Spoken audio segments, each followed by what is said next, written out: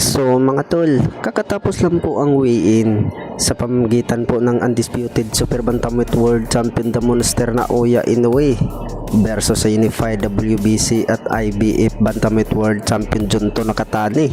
Tagaganapin po sa Tokyo Dome bukas. Tumimbang po itong si Naoya Inoue mga tol ng 121.2 pounds at si Junto Nakatani naman mga tol ay tumimbang po ng 121.9 pounds ay parihong pasok na po sa timbang sa 122 pounds sa Super Bantamweight Division. Kaya tuloy na po ang bakbakan nila bukas. Bukod dyan ay banat po ng karamihan mga tol na malakas daw talaga itong si Naoya Inoue. Ay mananalo pa rin daw itong si Naoya Inoue bukas kay Junto Nakatani.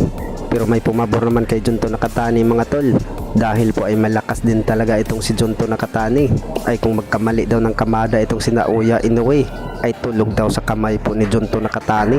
Samantala ay nakikita po natin sa katawan po ni Junto Nakatani mga tol ay talagang pinaghandaan niya ang laban kay Naoya Inoue.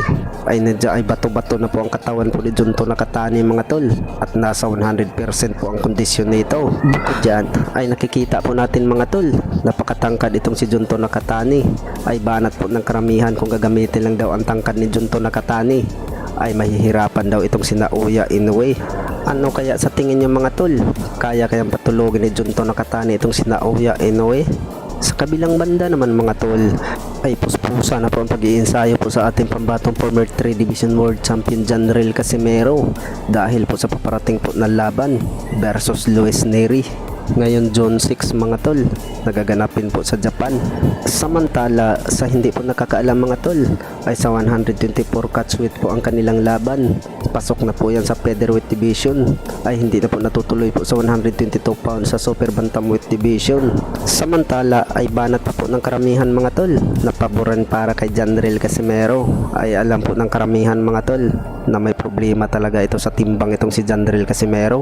Mahihirapan talaga ito sa pagkuha ng tamang timbang sa 122 pounds. Kaya sa ngayon mga tol ay sa 124 catchweight pasok na sa featherweight division. Bukod dyan ay nagbanta nga ito ang angas ng Pinas Janrell Casimero kay Luis Nery mga tol na pagdating daw sa laban nila ay bubugin daw talaga itong si Luis Nery at dudurugin daw niya ito sa ibabaw ng ring.